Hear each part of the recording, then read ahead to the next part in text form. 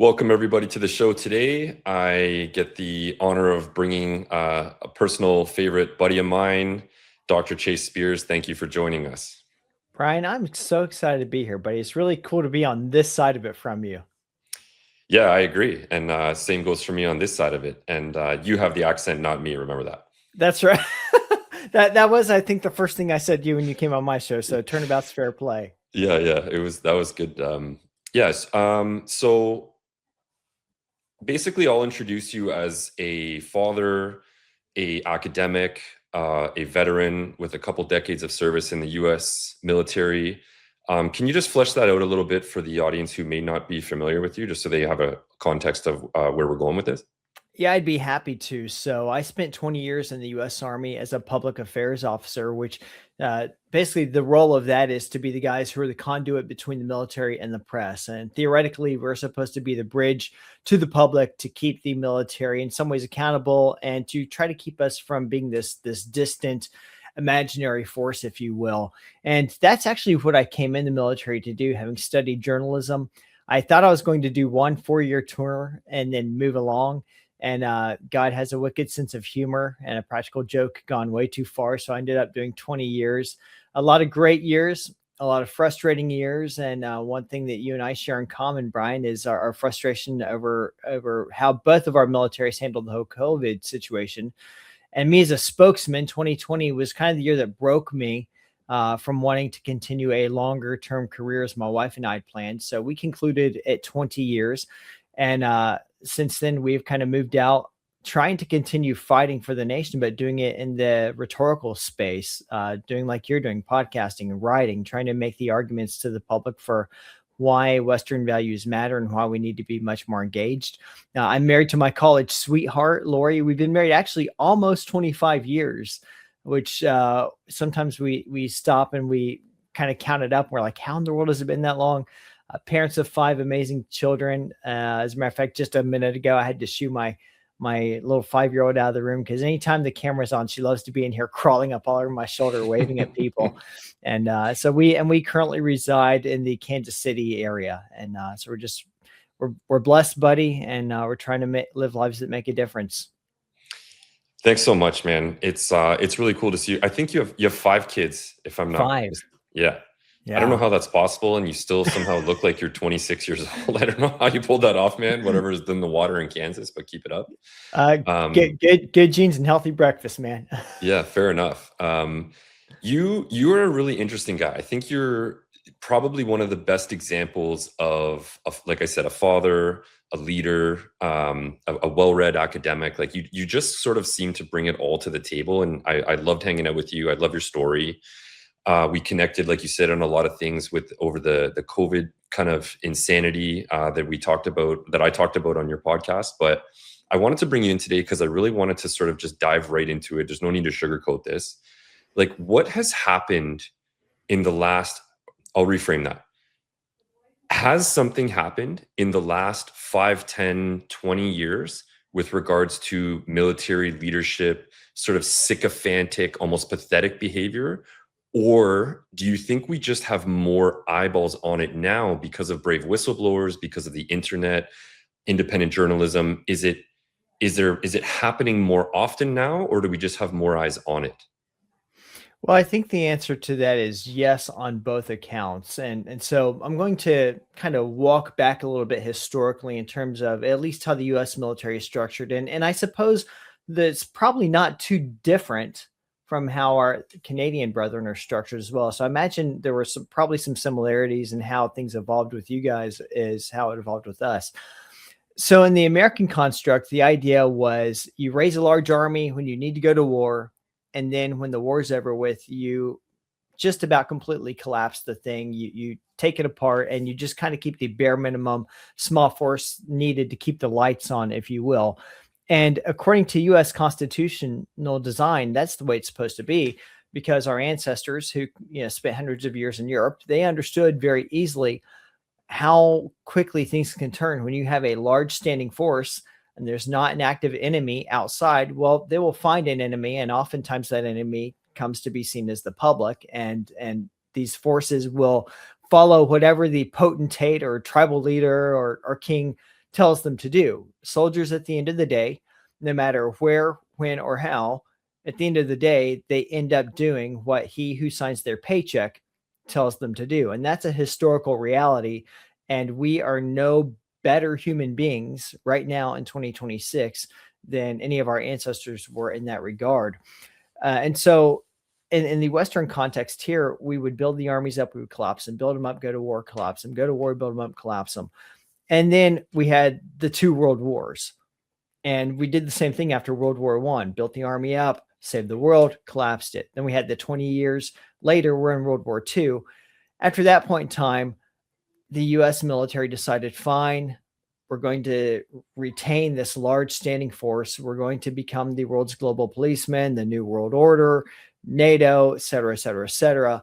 And at that point in time, part of the changes that came was the military moved away from a culture where leaders were selected, at least in some part, based on their proven ability to lead soldiers in combat. Now, there were political ways they were considered, there were personalities, there were favorites. I'm not denying any of that. That's all well known, that's all well documented. But in World War II, you could start off as a very low ranking officer and be a senior ranking officer in a matter of a couple of years, just based on what you demonstrate.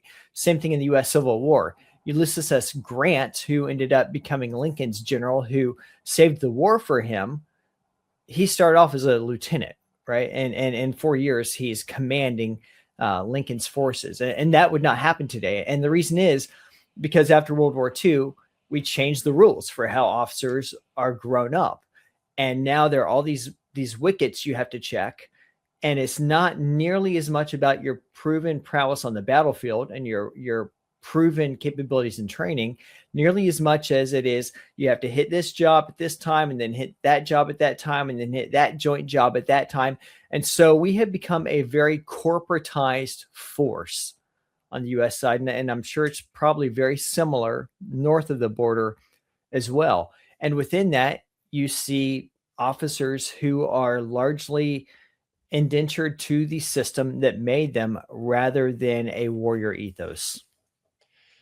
Yeah, I think I agree with all of that. In Canada, because our structure and our volume of troops and just sort of the entire entity that we comprise, we're so much smaller, but we do suffer a lot of the same problems as yourself. If I remember correctly, I think the U.S. Marine Corps is about 170,000 strong the last time I checked. So 170,000 is your smallest element of troops. Whereas if you combined the entire Air Force, Army, and Navy of the Canadian military, you're getting, in my estimation, I think they lie about the numbers for one reason or another, but I would estimate it's somewhere around 50 to 60,000 strong, maybe less than that. Wow.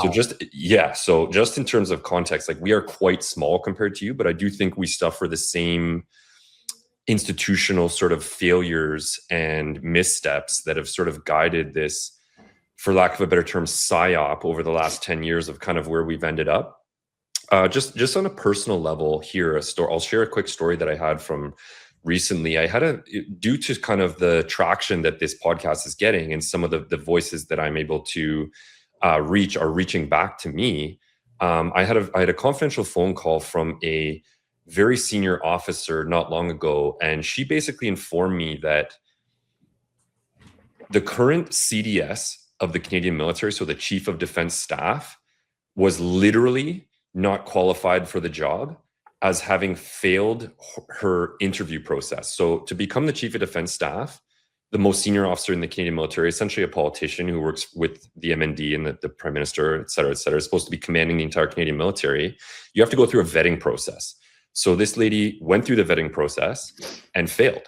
Like, did not pass go, you know what I mean? Didn't collect $200 and still was installed by then virtue signaling, you know what I mean, nightmare Justin Trudeau that led us for the just over 10 years sort of thing.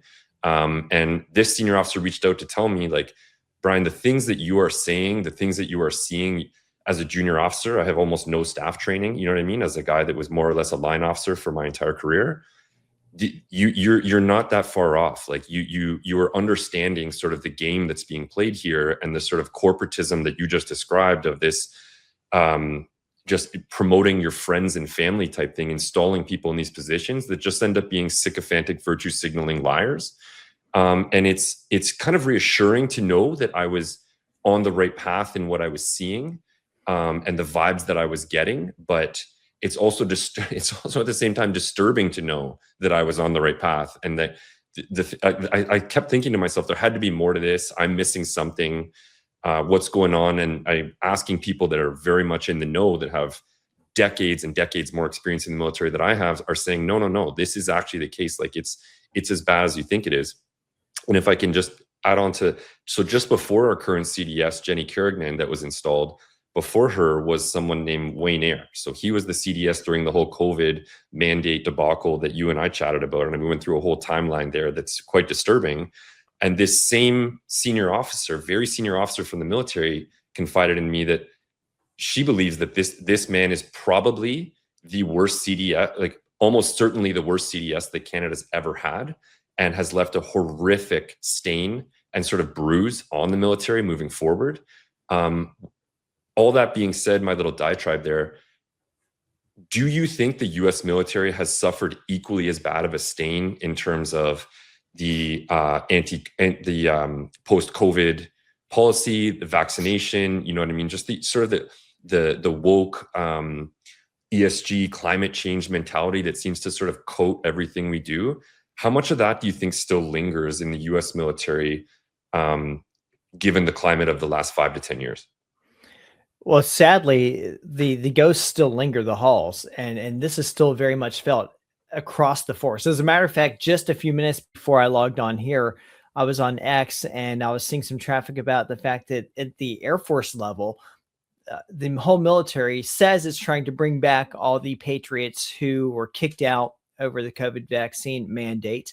And there were over 8,000 that we know were forcefully removed. And there were tens of thousands more who voluntarily said, I'm not dealing with this. Now, the question is it really voluntarily when you know if you push back, you're going to be forced out? And so what does voluntarily really mean? That's a whole nother discussion.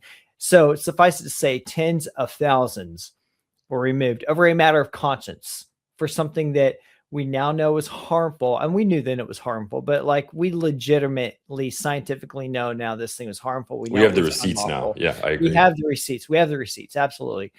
And all the services, basically the Department of War, which is what we're now calling the Department of Defense down here in the US, said we're going to bring these people back, but they farmed it out to the individual services and said, you guys figure it out. And the Air Force has been the absolute worst. And when I mean the absolute worst, I mean absolutely the absolute worst. And they're resistant to it. And so how so?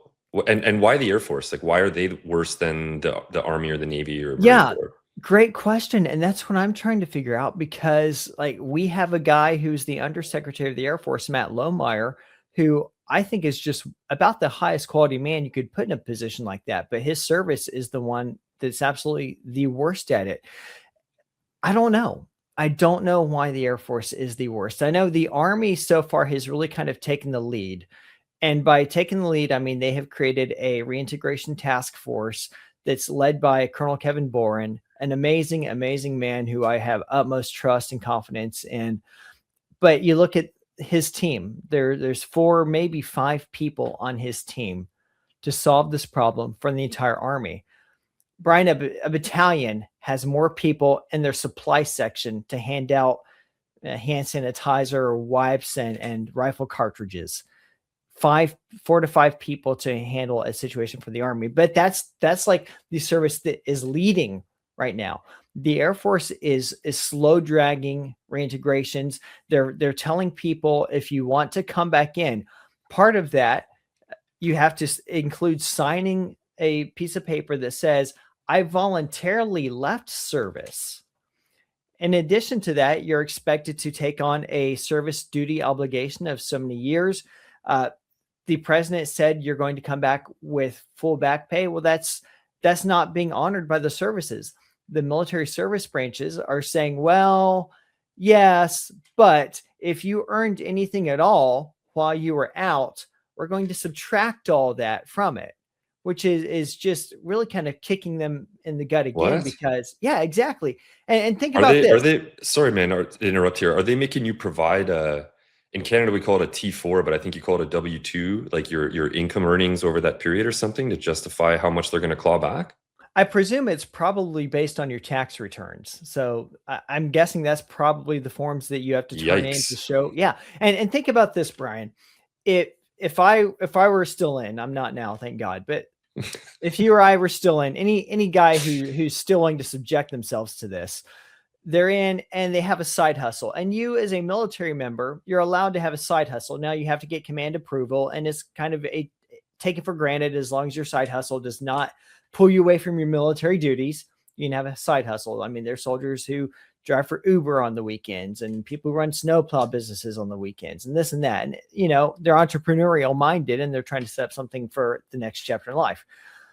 If you run a side hustle while you're on active duty and it's command approved, you don't have that pay deducted from your military pay. All right, it's understood. You're going out and you're doing additional labor and you're earning the fruits of your reward.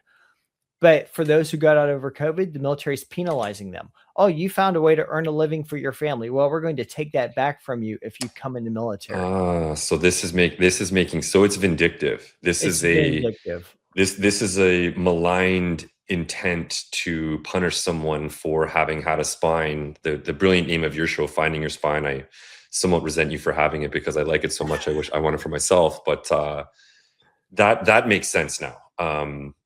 So I'm slowly putting the pieces together in my mind here. I want to kind of give another Canadian example for you to wrap your mind around here quickly. So very recently, I'll give two actually. So very recently, the all-knowing CDS here, who failed her interview, gave two suggestions on how to bolster the forces in Canada. Because like I said, our numbers are not good. There's one could argue there's not a ton of intention to apply, although we can get into that in a minute. But two suggestions were put forward by the head of Canada's military.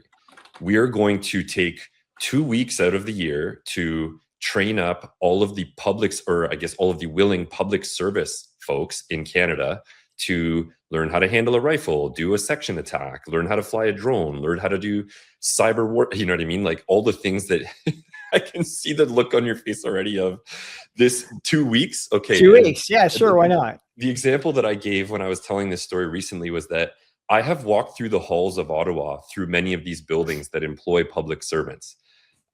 These are not the poster children. And again, preface this with a lot of these folks are very nice, hardworking folks, you know what I mean, who are doing the right thing most of the time and they're pulling their own weight, but they're not necessarily, you know what I mean, the poster child of someone you want to put into a combat situation, let alone with 2 weeks of training. So that was the first brilliant suggestion to bolster our numbers. And as recently as a few days ago now up here, we've decided that we are going to recruit trained military members from foreign countries. Oh, so what could go wrong?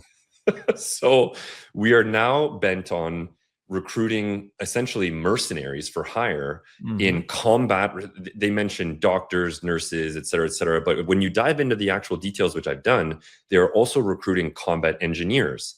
They're recruiting pioneers. Like we're talking frontline combat roles for folks who are not Canadian passport carrying citizens, but people hoping to achieve residential status. And like the number of things that can go wrong here is almost infinite. But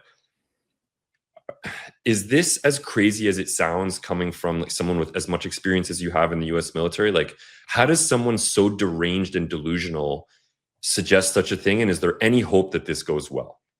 It's nuts, Brian. It's absolute nuts. Who comes up with this stuff? What is it? All right, so we had the State of the Union address here in the US a couple nights ago, and regardless of what your listeners do or don't think of our president, look at the gentleman who was awarded the Medal of Honor, and I'm ashamed to say his name is escaping my mind, but there was this just heroic helicopter pilot, and I mean, you go on X, he's everywhere. Like he's like the new poster child for what a man should be. He's the archetype that the West seems to have forgotten we could produce. Just looks like an American hero, the kind of man that the image should be everywhere to aspire all of us to want to be like that. You know, heroic, big, strong, amazing jawline, right? a guy who is immovable in combat and still flies a helicopter when he's been shot multiple times and gets the job done. And then on the other hand, you had these two foreigners who are elected to Congress, who are just jeering throughout the State of the Union. And you put them next to each other. And there's this great meme of paper American, real American, right? What is it to be an American? What is it to be a Canadian?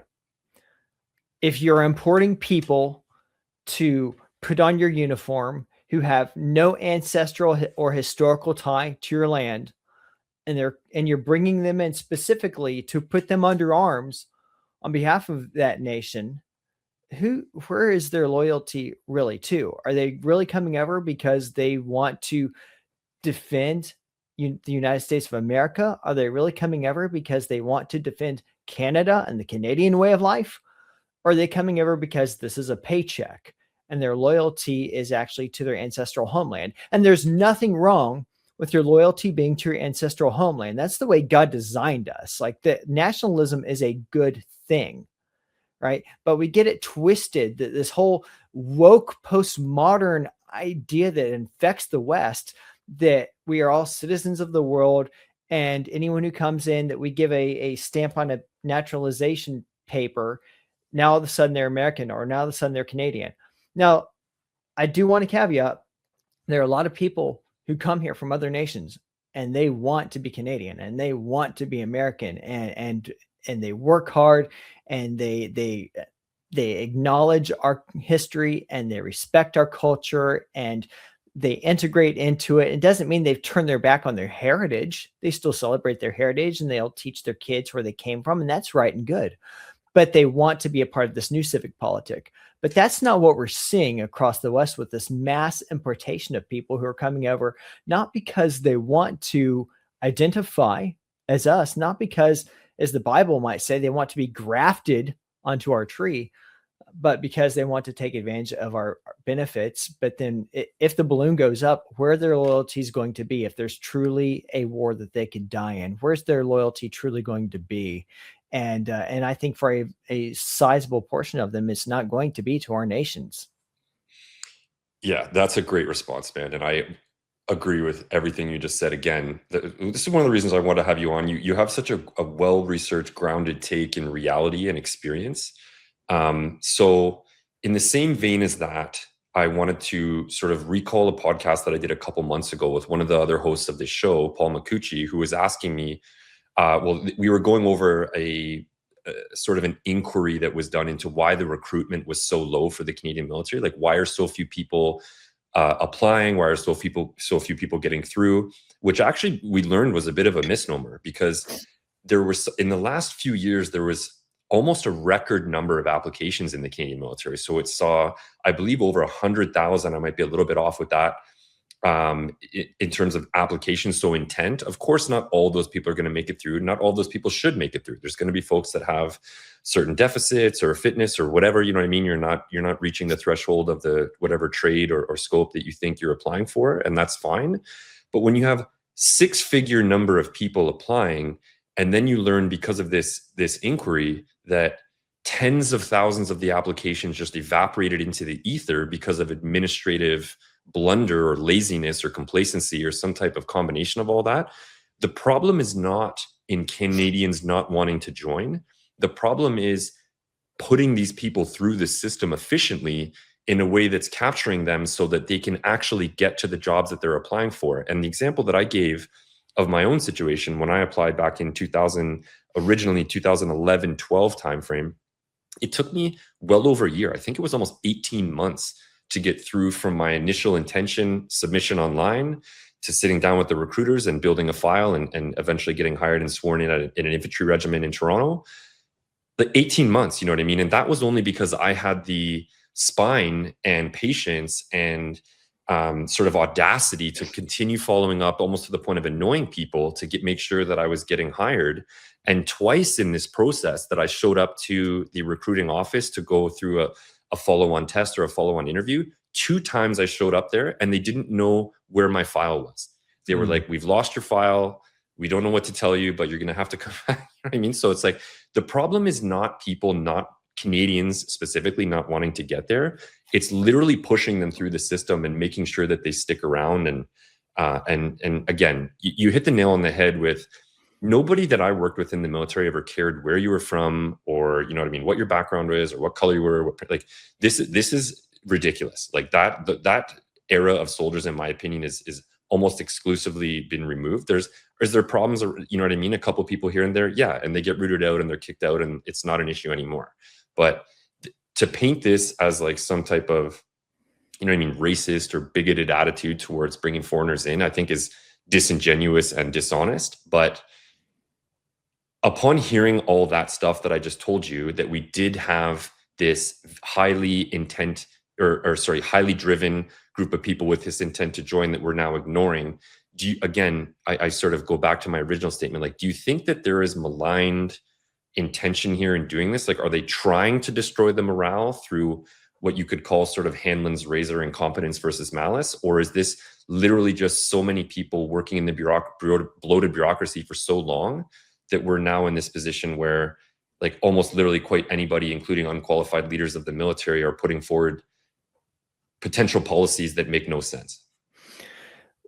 Well, every institution has its own inertia, and the Department of War is no exception. As a matter of fact, it's really kind of the poster child for what institutional inertia means and what it does. And so it's the largest agency in the world, the U.S. Department of War. It has its fingers in more parts of the world than any other government or agency, bar none. And so that's just a reality. And the institution has always been resistant to following the lead of elected officials. It just has. And it said it has grown, particularly in the post-World War II era, this kind of 80-year span that we're in right now. It has really almost become like a sovereign nation state, almost, with the exception of that it can't fund itself. It has to rely on Congress for its appropriations, and Congress continues to give the appropriations because no one wants to be labeled as being unpatriotic when the boys are showing up with their, chest full of I was there medals. And so we have that. That's a big part of the issue. The military, for instance, it was resistant to the change of don't ask, don't tell under President Obama. But President Obama, and I'm a huge critic of his, I think it was one of the worst presidents of our national history. He understood how to cause institutional change. He understood that personnel is policy. Say whatever you will about him, and I've got a lot of really impolite things to say about him, but he is an extraordinary community organizer, and he's extraordinary at changing how institutions function. And he brought that to the then Department of Defense, now Department of War. And so he overcame that by forcing out hundreds of top officials and then replacing them with top officials of his own choosing, who were absolutely, with religious fanaticism, committed to his cause. And he had 8 years of that. And then the Trump administration, first version, came in, assumed the military was all patriotic and would immediately do a turnabout. What they didn't understand was the Obama administration had so deeply entrenched literal anarchist and communist revolutionaries into the many senior policy billets across the department. And so it just, the military basically gave him the middle finger during his first term. Biden came in and the military kind of almost did now we're back to what we want our normal to be. And they accelerated under Biden. And now Trump is back in. And I talk to people inside the Pentagon with, I won't say regularly, but not unregularly. And I'm told constantly, Chase, you just don't know how surrounded we are. And I say, no, I know exactly how surrounded you are. I understand how institutions work. This is my bailiwick.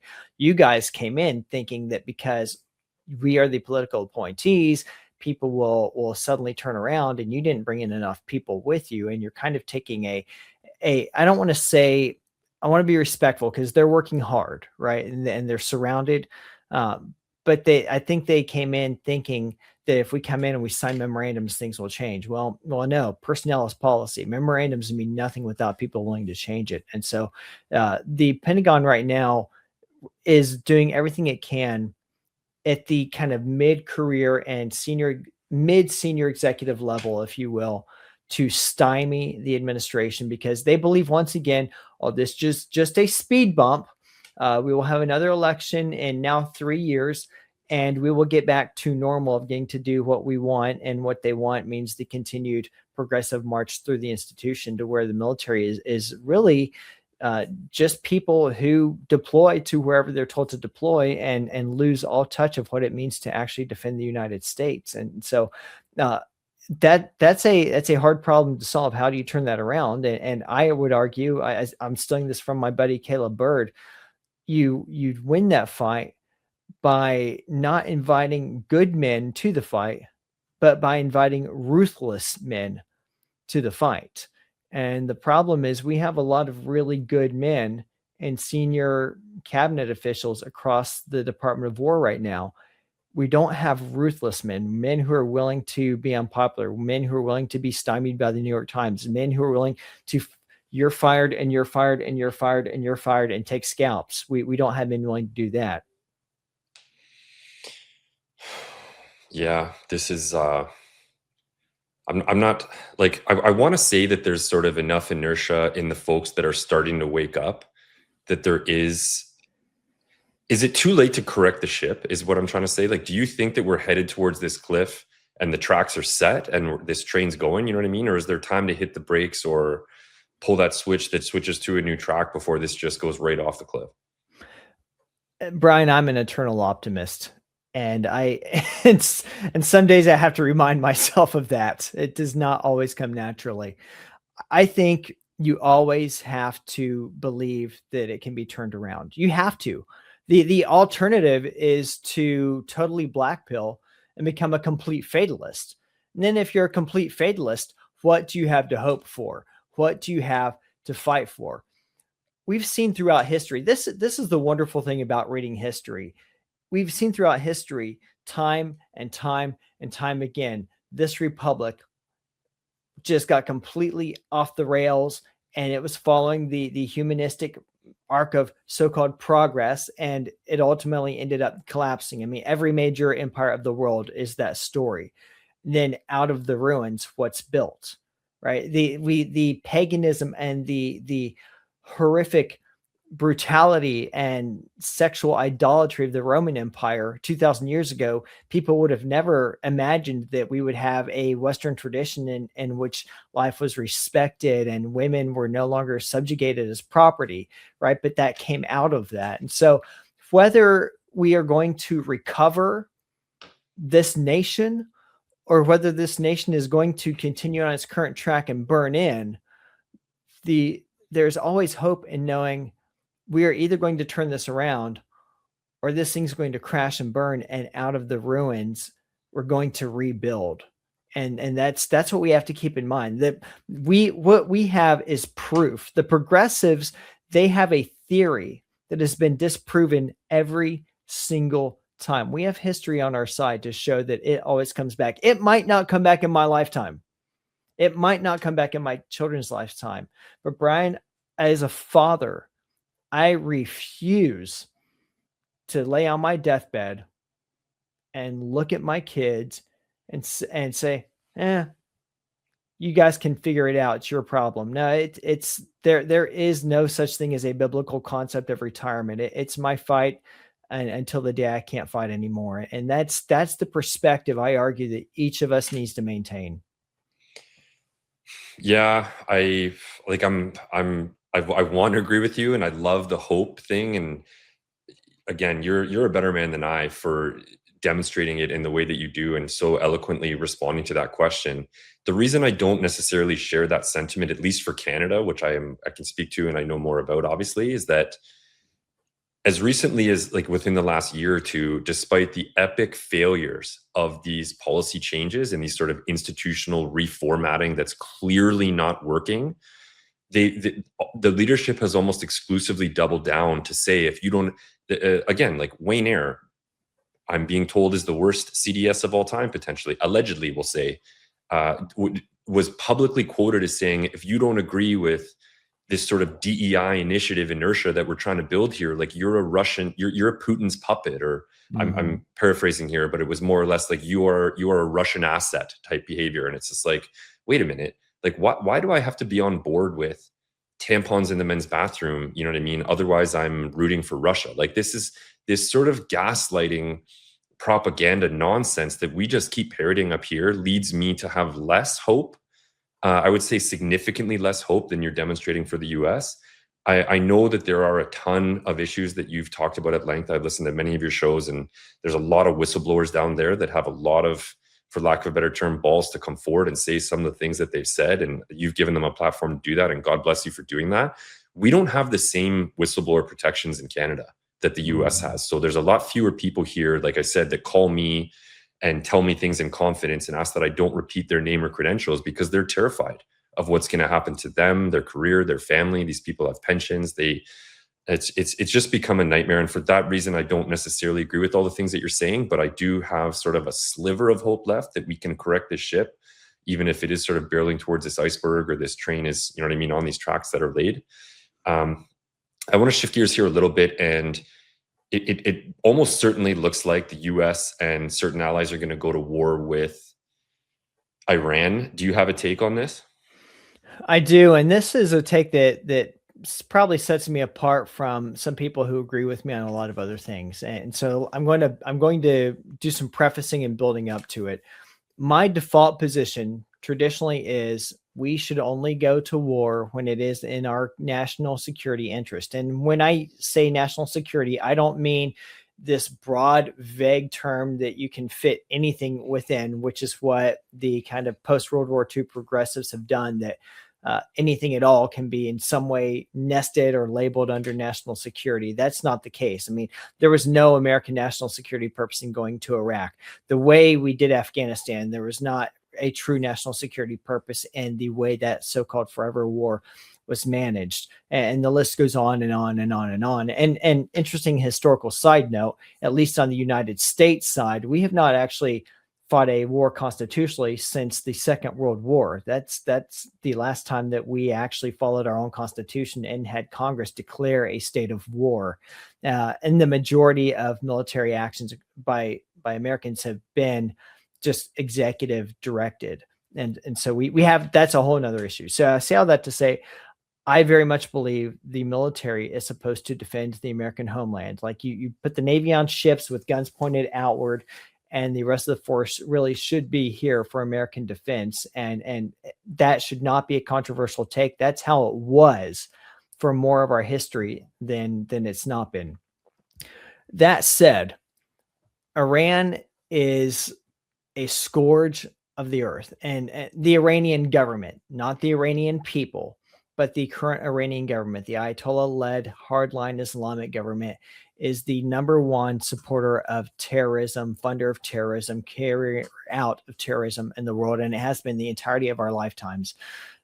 I stood on ramp numerous times in Afghanistan and watched stretchers with body bags on them wheel by under cover of darkness and get onto the flight to return home. And nearly all of them, in one way or another, have Iranian fingerprints on them. And the same can be said for what happened in Iraq as well. So because of that, and because the Iranian people have been willing to stand up and say, we want to fight back. Like in Iraq, the Iraqi people didn't want to fight back against Saddam. They wanted to make noise about Saddam, but they didn't want to run their own country. In this case, it's a very different context. We have Iran, the people of Iran. I mean, they come from a proud Persian heritage. I mean, they're a very historically grounded and culturally grounded people, and enough of them are alive to remember well what life was like there before this Islamic terrorist organization took over their governance. And so they're the ones who have started this. They're the ones who are standing up. They're the ones who are fighting. They're the ones who are being massacred in the streets. And if we can take action short of putting boots on ground, that tree is already swaying. This is the analogy I use. That they're already at the base swaying that thing. If we can, lasso her up to the top of it and help pull it on over so they can finish the job, I would say that would be a noble use of military power, because if you can defang this Iranian Ayatollah, you can actually secure the entirety of the world for the next generation. And so for that reason, I do support there being U.S. military action to help topple that regime. But again, it has to be done carefully. It has to be done strategically. We can't just be putting boots on ground and sending men and women into the wood chipper again with no clear end state mission. I don't want boots on ground. I just want to help get a lasso tied to that tree so that they can finish pushing it over for us. There's a lot to unpack there. I kind of want to quickly give my much less informed opinion on this, just of sort of what I know of the, definitely not as granular of a view that you have, but it seems to me, and again, a lot of the things all the things you're saying there are sort of demonstrably true in a lot of ways, but it feels like from an outsider's perspective, again, junior officer only career, this seems to be an intervention much more like when we went to Iraq in 2003. It seems like we're sort of waging this war on this Islamic threat that, in my opinion, doesn't necessarily seem to be anywhere near as bad as they're telling us that it is. And that's not to say that they didn't kill a lot of people and that they don't train a lot of terrorists and that there isn't, you know what I mean, all these regimes being funded through these proxies that come through Iran and all those, like those things are all true, but is not mutually exclusive of also we are probably being gaslit into something that is a lot different than what we're being told. And that's the feeling that I get as a Canadian, as someone who pays attention to sort of the global political influence of everything that's going on, and the whole Israeli side of this thing. We could probably do another 12 podcasts on that alone, of like what is going on there with our greatest ally, like who really knows. But I do appreciate your input, and it's definitely well informed, but I don't necessarily agree with us doing this. And I think the reasons we're being told, much like the reasons going into Venezuela over drugs, is not what's actually happening. And I think that there's a lot of things that are going to sort of come to light, hopefully not over the next many years, but sooner than that, that they're claiming that this is going to be a quick war, you know what I mean? And if you remember how we were lied into Iraq, it was supposed to be, I think, 2 weeks. Was 2 weeks the quote that we were supposed to be in Iraq on the ground to win that war? I don't remember the quote. I mean, but I remember I was a young, dumb college student and I was all about it. I'm like, yeah, they're shooting at airplanes. Let's go in. We can never whelm them in a day. And we did. I mean, the Ba'ath Party fell apart. The military fell apart. What we failed to account for was what is going to fill that power vacuum, because power abhors a vacuum and something will fill it. And the people of Iraq were not interested in a Jeffersonian style democracy. And we failed to account for what comes next. Yeah, man, it's like most of this stuff is over my head, and that's why I wanted to bring you in. Like you give a very nuanced, very informed opinion. I truly love your show. I love what you're doing. I think you're an excellent example of what a man should aspire to be. Like such a good example, member of your community, leader, going to bat for folks that have had careers and lives destroyed over all the horrific policy failures of the last many years. I kind of want to wrap it up here and let people know where they can find you, you know what I mean? Your socials, just kind of direct them to everything you're doing, if you don't mind. I'd be happy to, and thank you for the invitation to do that. I'm at just about all the major social platforms: LinkedIn, X, YouTube, at Dr. Chase Spears. So that's just at Dr. Chase Spears. No, I do not have an ego about having a title. It was just Chase Spears was taken on X, and I wanted them all to be uniform, and that was where I could get it uniform. It's kind of funny. I get some people trolling me once on X, like, so doctor, and I'm like, you call yourself that? I'm like, no, I don't. So anyways, I distinctly remember you making me refer to you as doctor the entire time we were together, so I'm not sure that's true. Oh yeah, well, I mean, because you had to pay the Canadian tax. So I'm totally joking, folks. That definitely never happened. I'm just grinding his gears here a little bit. Oh man, at Dr. Chase Spears on Twitter, on X, LinkedIn, YouTube, and Substack. I also have a website, chasespears.com. Pretty simple place, but it's where I keep an archive of all my writings, all my thought work. And so if anyone's interested in looking into my musings there, I'll catalog it and organized by subject there. And then one of the greatest joys that I get to do right now is working with the Herzog Foundation on the Finding Your Spine podcast. And it's just, we're just about wrapping up our first year. Brian, you have come on, and I was so proud that you were willing to fly up here and do that with me. And we just had a great time, and I was so moved by your story. And that's what we do is on the Finding Your Spine podcast. We have conversations with brave men and women who were willing to stand for what was right, what was morally true, knowing it was going to cost them something. Not the Johnny come latelys when it's easy to stand, but the people who stood when it cost you to do something about it. And they stood nevertheless, knowing that this is not going to be fun. This is not going to be easy.